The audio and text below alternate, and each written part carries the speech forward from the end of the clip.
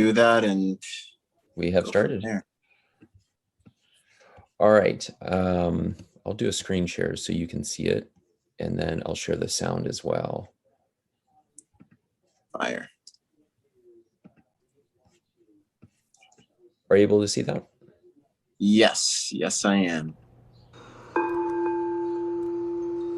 Great. So part of that is also wind chimes as well. Yeah, they're beautiful. Along with the sound bowls. I was going to ask what that drone was. So is that a ring around the edge of the tumble? Yeah, that was the sound bowls, and she played it in a particular rhythm that I asked.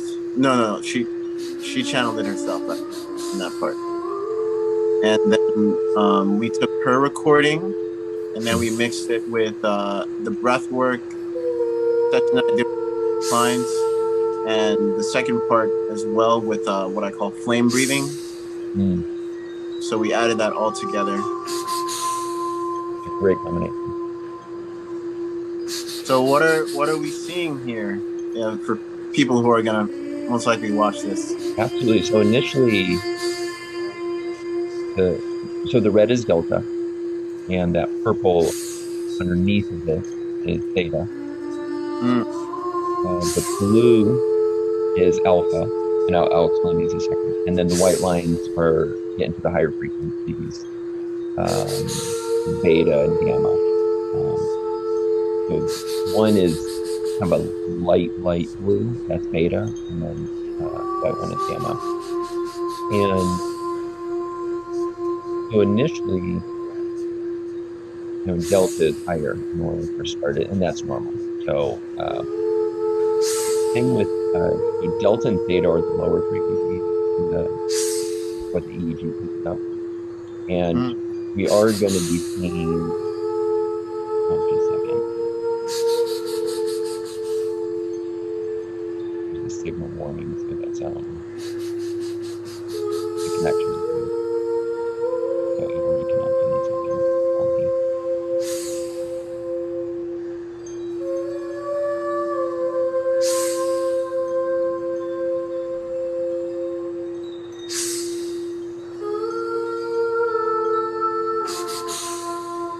There we go. Whoa. Okay.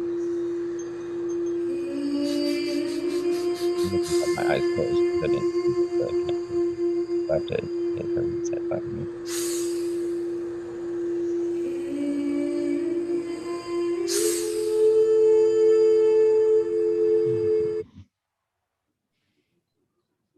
There we go.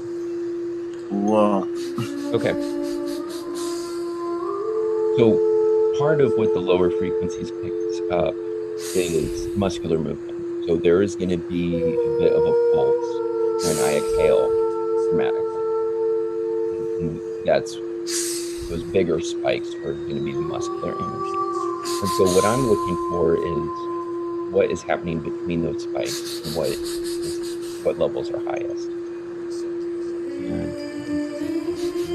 just to see general trajectories. That blue is pretty high. Oh, can you turn down the song a little bit, I guess? Good idea. Yeah, so we can hear you. Hear each other. That's great. Yeah, there we go.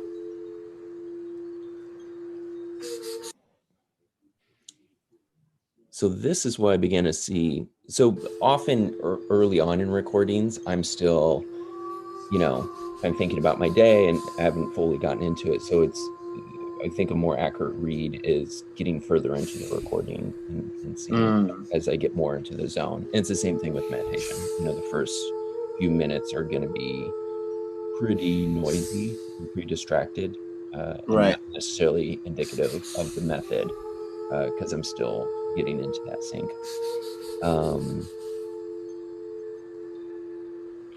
So this is what I noticed when I previewed it before. Typically during normal waking consciousness, and particularly during movement, such as conscious breathing, I would expect delta to be much higher because so much of that muscular movement is just going to be picked up by delta and show up in the EEG. but pretty consistently, as we see here, is purple is higher.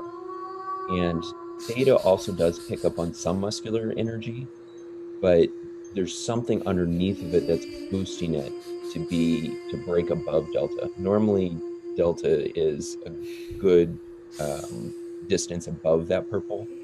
The red would be above the purple much more consistently, and they would echo each other. You know, they are kind of similar here. I bet I moved right there where those real big peaks happened, and then I got back situated. Mm. So the fact that the purple, you know, when I'm settling into this breath work, the fact that the purple, which is theta, is higher, particularly, um, but I moved there again. Wow. Let's take a look at this. So each peak, I'm going to freeze it so we can look at specifics. So the peak, can you see my mouse? Yeah. I So can see this your is a mouth. breath. And then when it dives back down, purple's often equal to or above red.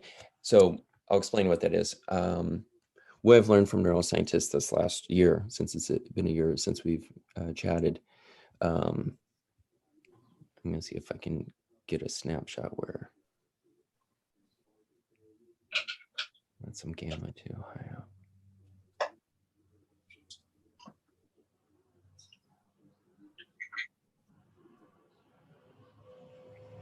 That might be a good one, 718. That's a bit noisier. Okay, this looks good. So as I'm getting more relaxed and getting into the breath work, you start to see the impact of the breathing. And the thing I expected was alpha. So alpha is a meditative state. So it's relaxing.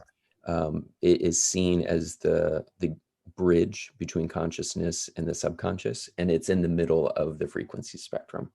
So consciousness would be the white lines here and the light blue. So that'd be beta and gamma, and those are higher frequencies. We use the higher frequencies. So for right now, you know, as I'm talking, I'm going to be using more beta and sometimes get into gamma waves. But it's eyes open, interacting with the world, being alert, thinking through things. And when we meditate and relax, we get into those lower frequencies, and that bridge between, you know, gamma and beta, the higher frequencies, and delta and theta, the lower frequencies, that bridge between those two worlds is alpha. And so when we close our eyes and begin to meditate, we experience this peak in alpha, and that shows that we are transitioning down into deeper states of consciousness. Over time, as we get into a meditation, we move down into theta.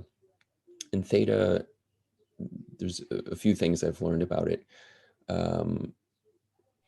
When I'm meditating and I start to have dream imagery, and so I start to have different images come up, it's almost like pre-dreams. It's called the hypnagogic state. So it's not fully dreaming yet, but it's just it can be a place of a lot of creativity. David Lynch, the filmmaker, uses that state, uses meditation to get down into theta to essentially grab ideas and, you know, just really interesting imagery and pull it back up. So it's not consciously thinking, hey, I'm going to think of a cool painting, or I'm going to think of a cool scene in a movie, but it comes up on its own. And so that's the theta state. So when that purple line starts to get high, it can be indicative of moving into that deeper dreamlike state. And then delta waves have to do with more just basic body functioning. And it has to do with keeping the heart going, keeping the breath going, just keeping the organs functioning. And what's interesting in terms of what I've learned from neuroscientists this year, those brain waves develop at different times in our childhood. And so when we're babies, like 0 to 2, it's prominently delta waves because a baby isn't doing higher level consciousness thinking yet. They are just little humans with heartbeats and they're breathing. And so delta Mm-hmm. wave forms during those times. So it's very fundamental aspects of being alive is those delta waves. Um, so what I would be looking at in EEG is those delta waves. They're the lowest frequency. They're real big. They're like bass waves essentially in music, but they're much lower frequency. But they're big, slow, big waves. And um, like I said, with EEG, if there's muscular movement, that's going to override and create noise. But Mm-hmm. once I get still and once I really get into a calm, still place, the delta readings are more about what's happening kind of deep down in my physiology. And then when kids from like 2, I think it's about 7-ish, that's where their theta state comes up. And theta has to do with emotional reactions. It can show distortions in both theta and alpha. It can show if there's been trauma. It has to do with those immediate reactions we have that are emotional. So not logical reactions, not well thought out, but just something happens and we react. That's often coming from a theta place. And what was interesting in this breath work of doing this experiment was I expected the alpha to be high because I was going to be relaxing, but Mm-hmm. the theta is high too. We'll see here. This purple is well above the red. I know sometimes it's called nesting when they're kind of similar. So right here it's nesting, but here it's you know going up as high as the alpha. And so my interpretation of that is this type of deep breath work is getting deep down into those emotional reactions, getting down into those states where we can start to access why do we react the way we do to some of these deep, to certain stimulus. Um, I like to say that the breath itself, it's a multidimensional being that you can tie into different parts of where emotions are stored. And there's a particular way, maybe we can talk about this later, but there's a particular way of connecting your theta mind, when you always wake up in the immediate time, right? I think it spans around 3 hours, right? After you wake up, 3 hours. being higher in theta. Yeah. What's the span? Do you know? I don't know with sleep cycles as much. All my work has been with meditation. Okay. I believe it's a 3 hour Yep. There's a lot mark. of And documentation. Yep. yeah, and if you can tie in, it might be later in the day, but then if you can tie in to that subconscious part of you and connect it with particular breathing patterns, you can then go into deep rooted aspects of yourself and Yep. ask those questions why, or trying to remove certain emotions and certain traumas, trying to flush them out and let them pass through instead of being stuck, whether that be quote unquote dis-ease, Hmm. or a mental barrier that you put on yourself. Yep. So yeah, thanks for bringing that up. That's a really good point.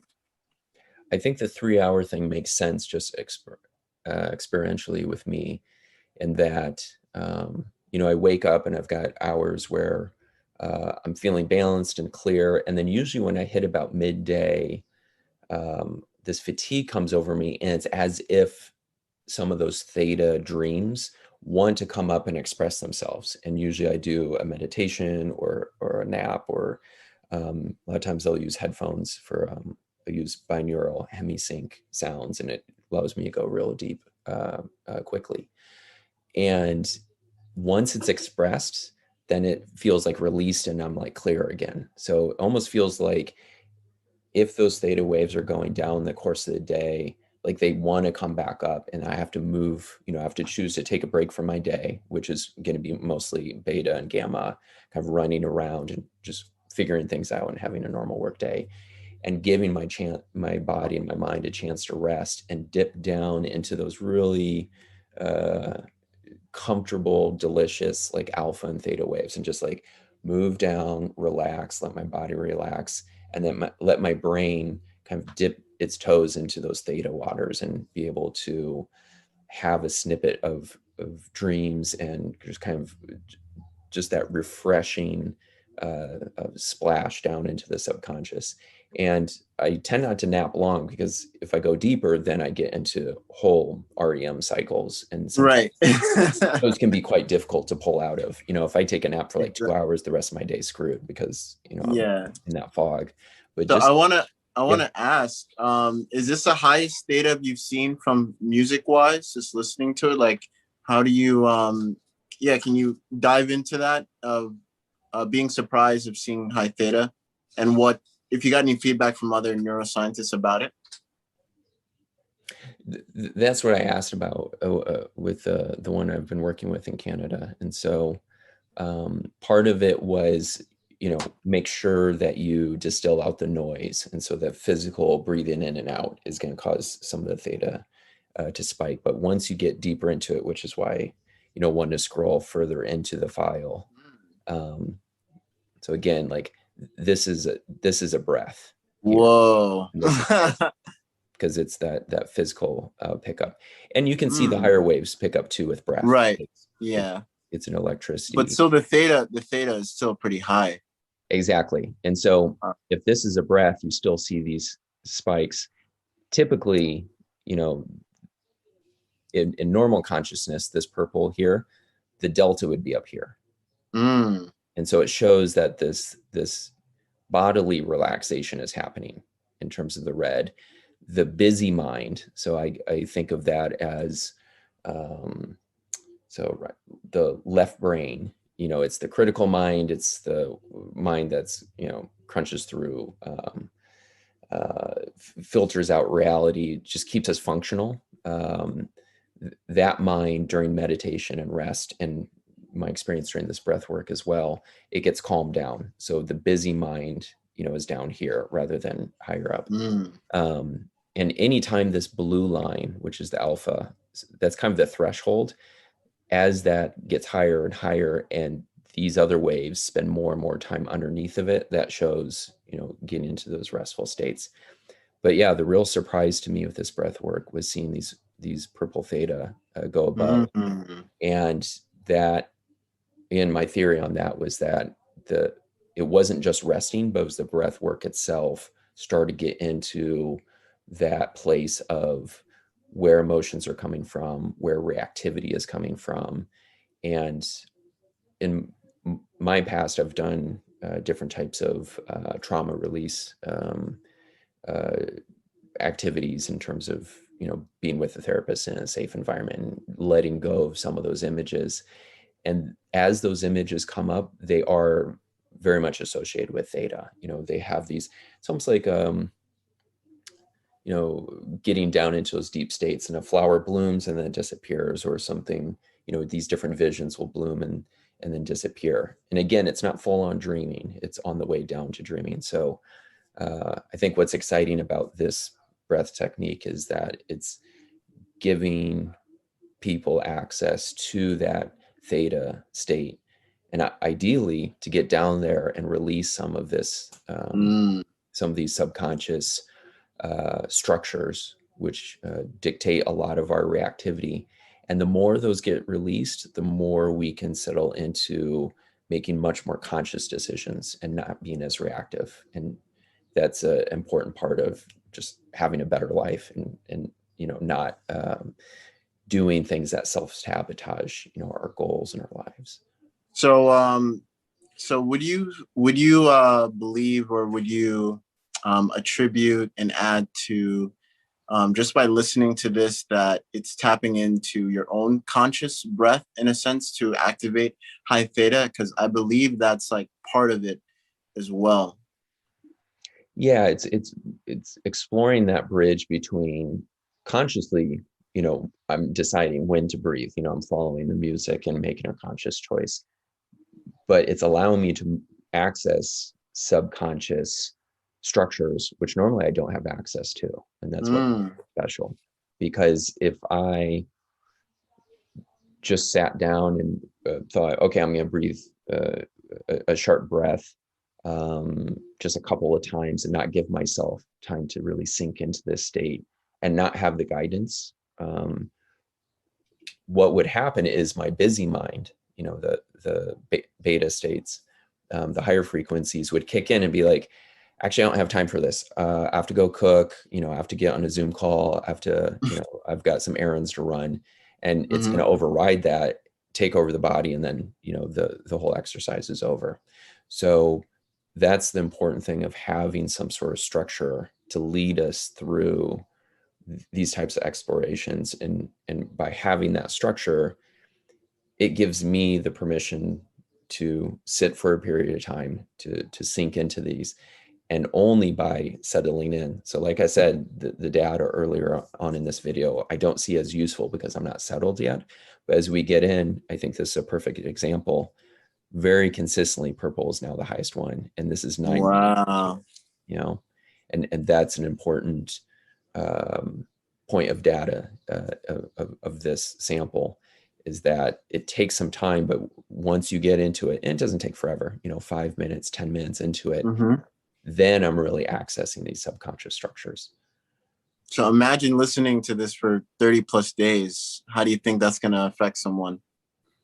It'll just increase access to it. And the more that we go down there, the more that gets released. And So more access of Theta, right? Of Theta, of subconscious structures. Yep. Subconscious. Powerful.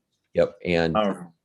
The more that we get into it, the easier it gets, in terms of diving in.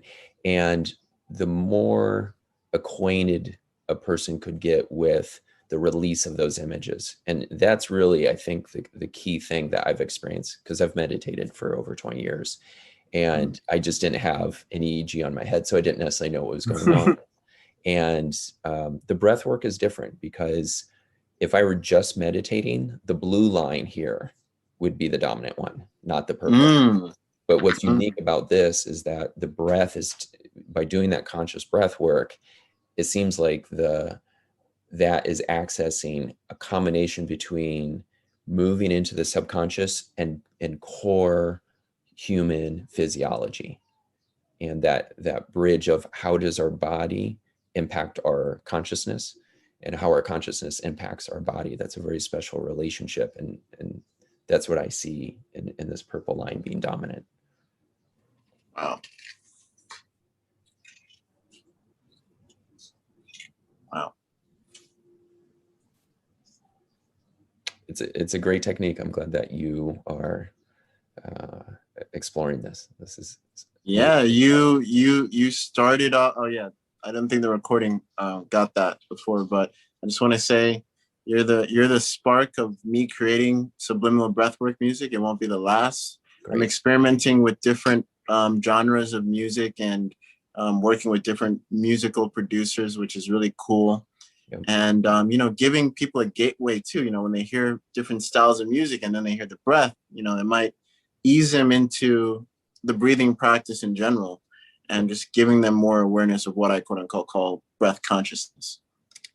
And I imagine you'll find, as you're exploring different sound palettes, which ones work for people. And you may find that a majority of people gravitate towards certain frequencies. And that's the type of work that I'm diving into as well, is really discovering what is, what frequencies, get people to that place the best. Yeah, because honestly, like even the bowls, I know the bowls is very healing in general, but for some people it might be, too much over the scale, because, well, that's a heavy detox of just energy, the bowls in itself. It's a heavy detox of energy. So hearing something in a similar beat, maybe like a reggae type beat with the drums, that's what I'm exploring too. Maybe even a hip hop beat, or like a pop style beat, just some similar tunes that can ease a person's mind into it as well. It's really powerful. And one of my favorites right now, honestly, is Beethoven's second movement that I implemented in Subliminal Breathwork for fasting and cravings. So I just released that, and that particular song of genre, I believe, will help a lot more people, even if they're a little bit iffy on it because that particular sense of music, it is said through different channelers I've seen over the years, they say that that particular piece helps letting go in general. Yeah. It's an interesting mathematical um, equation that Beethoven created in that second movement in the Yep. Seventh Symphony that has embedded sacred geometry in there Hmm. in terms of the notes and stuff, and it's a mind-boggling thing to even comprehend. Of man, like what state of mind this musical genius was in just creating what he created. And I find that often those works are created intuitively, that he Mm, created. I doubt he like did the math first and was like, okay, yeah. this music.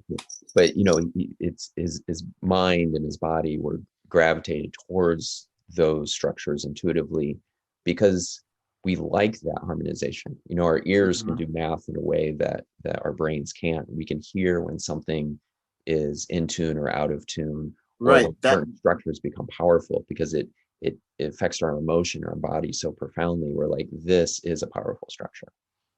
That's my point about the breath, making the breath sounds in general too, because there's an auditory response way beyond the physical. That let's say you're there tapping your knee, there's an auditory response beyond the physical tapping, even beyond that, that the body is saying, hey, release certain chemicals because I'm hearing my knee right now, release it to that specific area. Yep, exactly. Well, brother, anything else you want to go over with this?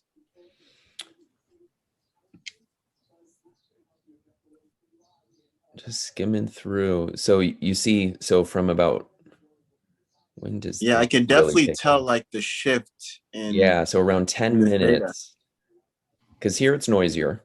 You got Oh more yeah, reds for and sure. blues. So I'm Right. at 5 minutes. But once I get up to about 9 minutes and really into the rhythm, so it's 8 minutes, boom, nine. Whoa. Whoa. Wow. So about 9:30, theta takes over and it's Mm. consistently above, and that's rare. I haven't found any other activity that allows theta to be the dominant wave so consistently. Now you have subliminal breathwork music or just alchemy breathwork in general. Now you have. Yep. Wow. All the way. Oh, wow. All the way till the end. Yep, because I stayed in that state. Yep. Wow. Yeah, beautiful stuff. Wow. Well, thank you, brother, for sharing your gift as well. And do you also want to tell the audience your backstory? Sure. Electronic music producer, and then started using an EEG headband and composing music with my mind. And so that project is called Primary Assembly. And it's led to so many awesome relationships, with different people who are interested in consciousness, both on the artistic side and also the scientific side. So it's been a real gift. I'm gonna call you now the music bender because you're using your Great. mind. I'll take it. I love it. I love it. You gotta call you the music bender now That's for great. sure. Well, thank you again for inviting me into this process. It's always helpful for me to, get other perspectives. So thank you. Yes, brother, and you're helping so many lives more than you know. Just for people just to see this, because a lot of people like to see the scientific side of things, right? And now I truly believe in this moment in time that we're getting to the point where back then where they had the pyramids blasting energy into the atmosphere, into the ions, where you can like breathe that in and be a healthy being. And that point in time, spirituality and science, they weren't divided as it is now. And Mhm. now we're seeing everything coming back slowly to that unification. And the greatest minds love the ideology and the philosophy behind natural law, because Yep. natural law, it's science and spirituality Yep. mixed together. Absolutely. Yeah. No, I take a lot of my artistic inspiration from things I can observe in the body or in nature, and it's Mm. it's had many, many more years to create amazing designs than the short few decades I've been on this planet. All right.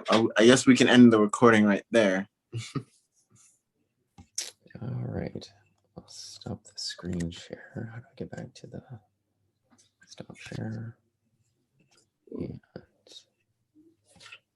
stop. Changed my life. The brand consciousness changed my life, and every day I saw the difference of my life. My brain was, I don't know. Now it's my brain is so open. I have so much energy. I wake up, I don't know, 6 in the morning and go to sleep 10 evening. And during the whole day, I have so much energy. My focus is great and I feel so good. I feel so good. All my athletes in club, so much love breathing. Coach, can we breathe after the practice? Can we breathe? Yeah, it's very nice. Yesterday, Sunday, we play first final game, and we win. And we have next final game tomorrow, Wednesday. And yesterday, we have the recovery day. And afternoon, we have a practice. And we are doing our athlete power flow practice, fascia practice, visualization, meditation, breathwork, and everything.